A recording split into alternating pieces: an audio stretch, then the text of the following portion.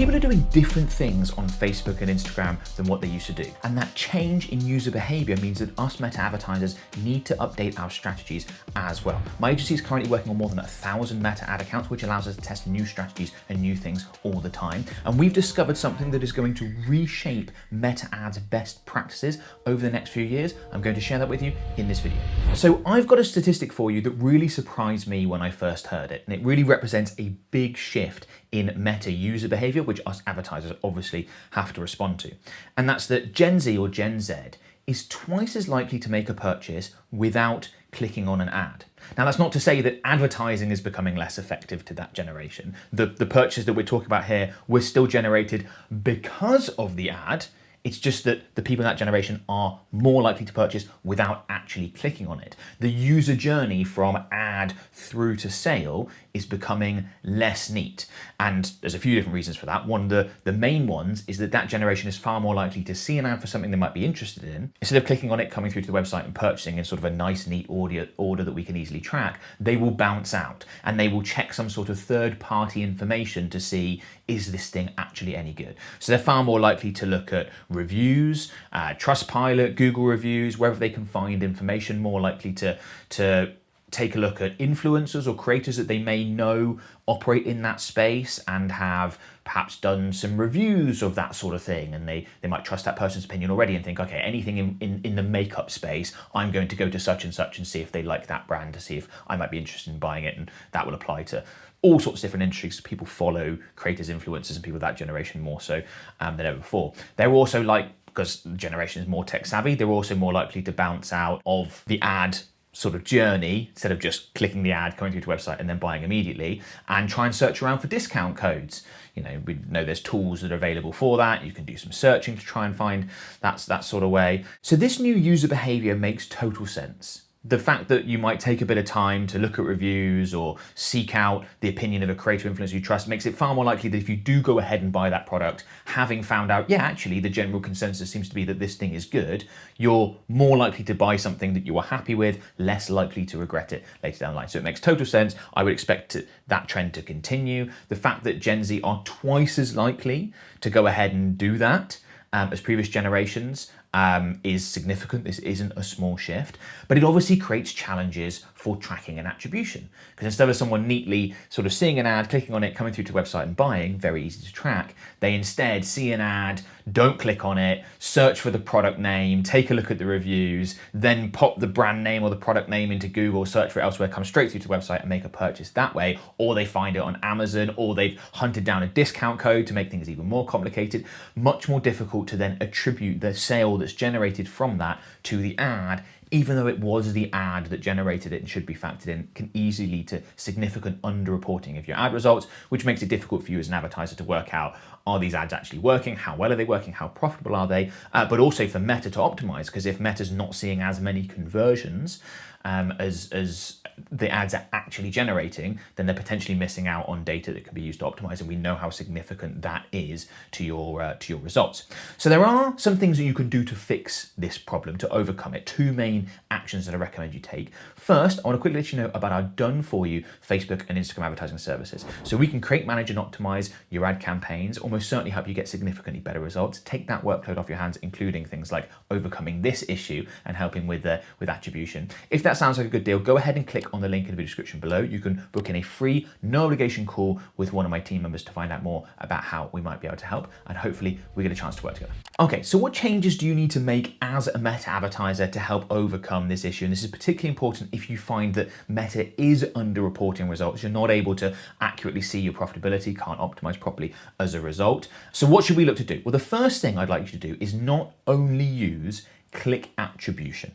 Okay, so just to quickly explain attribution windows and how that works, and in fact, I'm going to jump into an example ad account. I've just created an example sales campaign. I've jumped to the ad set level because here we have the attribution settings. So underneath this conversion section, if we just scroll down, we've got show more settings. I'm going to go ahead and click on that. And then we've got this attribution setting here. If I click edit, we've got standard attribution or incremental attribution. I've got a whole separate video about incremental attribution. You can search for that on my channel, and that video will pop right up. For the purpose of this video, I'm going to be talking about using standard attribution, which is still the default.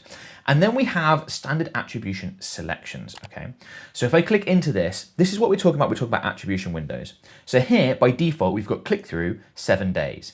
And what this means is that someone needs to have converted, in this case as a sales campaign, made a purchase, within 7 days of clicking on an ad in order for that conversion to be registered and that sale to be attributed to the ad campaign, also allowing Meta to optimize for it and to therefore improve the campaign over time and for us to know how profitable, all the important things, but it needs to happen within those 7 days. Now, this is set up to just have click-through conversions. So someone has to click in order for them to go on once they convert, for that to actually be counted and appear as a result in your ad account. But we've also got this section here, view through, right? The default, the selection there is none, but we can change that to add in 1 day. And I would typically recommend that advertisers do this, and I think it's becoming more and more important, particularly with this shift in user behavior. If someone does exactly what I described, and a Gen Z individual is more likely to do this than others, where they don't click on the ad, they instead search for reviews for the product name, then later come through to your website, then go ahead and make a purchase. They haven't clicked on the ad. So if you just have it set up to do click-through conversion, that conversion is not going to be counted. Your campaigns are going to look less profitable than they are. You're not going to be able to optimize properly. Meta's not going to have the data, all the negative issues we've talked about. Whereas if you add in view-through conversions, as the attribution window, and the max we can add in here is just 1 day. The defaults for the standard attribution windows, by the way, will vary depending on your campaign setup and structure. It's just 1 day. So they still need to have done it within 1 day, but that's better than not having that data. And we used to have much longer attribution windows. It was like 28-day click, 28-day view, and you could really see a lot of stuff. And that was great for a lot of businesses because a lot of businesses, the sales cycle is quite long. And if people don't typically convert within 7 days, it's actually really useful to be able to have those longer windows to see what your results actually are. For a lot of businesses, what this means is that your ads are going to underreport, and that presents challenges. Obviously, you can try and work out by how much they're underreporting on average and sort of factor that in. Okay, we know that our ad campaigns underreport by 30% on average, therefore we're going to look at our data and know that in reality they're 30% better all the time. But we always want to do what we can to get better data coming into our ad account. And I think for a lot of businesses, adding in view-through conversions, like I've just shown you here, makes a lot of sense. Secondly, I'd recommend you set up the Conversions API as well as just the Meta Pixel. A lot of advertisers are just using the Meta Pixel to track the results, the actions people take on their website, and you absolutely want to get the Meta Pixel set up.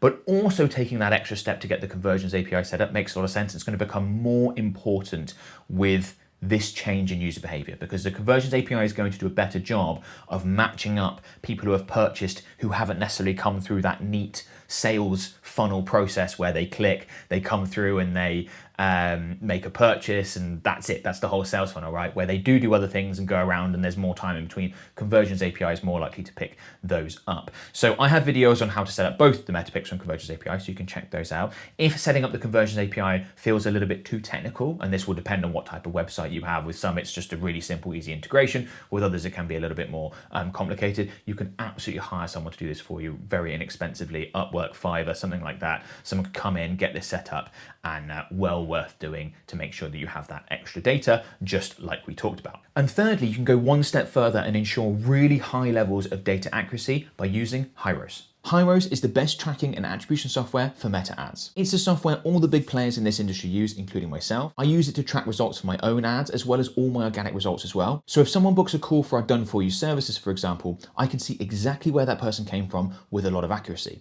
That allows me to make better decisions for my marketing and my business. Hyros has been able to track that from our ad spend in this campaign, we've generated £96,000, but £58,000 of that was not reported by Meta. So if I was just looking at my data within my Meta ad account, I might come to the conclusion that this campaign is doing okay, but in reality, this campaign is doing a lot better. Now, this is a relatively extreme example because of the nature of our business. So most of our product services have recurring billing elements. Meta might be able to see what we make initially from our ad spend on that initial transaction, but not those subsequent payments. And that's why it shows the importance here of being able to accurately see what did we actually get from our ad spend in order to be able to make better decisions and optimize correctly. So if you want to improve the performance of your ad campaigns without having to touch your ads, go ahead and sign up to Hyros. There is a link in the video description. Now, like I said, this is a trend that I think is going to continue to become more and more significant as Gen Z become more and more of the marketplace, as they age and replace other generations, and as future generations become of purchasing decision age, like when my kids grow up and they start purchasing things, they're only more likely to do this. There's also shifts amongst older people in their user behavior. How many people now are using things like ChatGPT to verify whether or not something is good or worth doing before they purchase it? I've certainly done that. I've gotten in the habit of doing that, and I found it really helpful. Go to a certain location on vacation, and you think, oh, I'll just quickly see what ChatGPT thinks. Is this the best place for my circumstances? Sometimes say yes, sometimes actually would recommend you do this instead. Great, that's really useful information. People are doing more and more of that with products. If you're not doing it yet, there's a good chance that you will start doing it at some point as this becomes more and more common, particularly as Google integrate AI mode into regular Google search, and it becomes more and more prevalent and maybe even the default within Google. People are going to get in the habit of verifying and checking and asking questions of things that they just didn't before. And I think a lot of that will be around purchasing decisions and trying to come up with the best option. I think in 5 years' time, it'd be very standard behavior for people to see an ad of something and grab the link to it, pop it into ChatGPT or Google AI mode or whatever and say, is this the best version of this thing? Or is there actually something else that you'd recommend instead? Really simple way of finding out potentially a better alternative that could save the searcher tons of time. If it was a big considered purchase and before you had to spend hours sort of combing through reviews and going through lots of different options to find out, well, these tools are going to make that a lot easier. It's also worth just quickly noting that because of that, the best products and services are likely to win. That's going to benefit everyone, unless you are operating a business in a niche where you obviously don't have the better products or services, and that's going to force businesses to improve the quality of their stuff, improve the quality of their customer service and all those sort of things, which is generally a good thing. So just really give that some thought. Like, we put a lot of effort into our business, not only to deliver a really good service, but also to then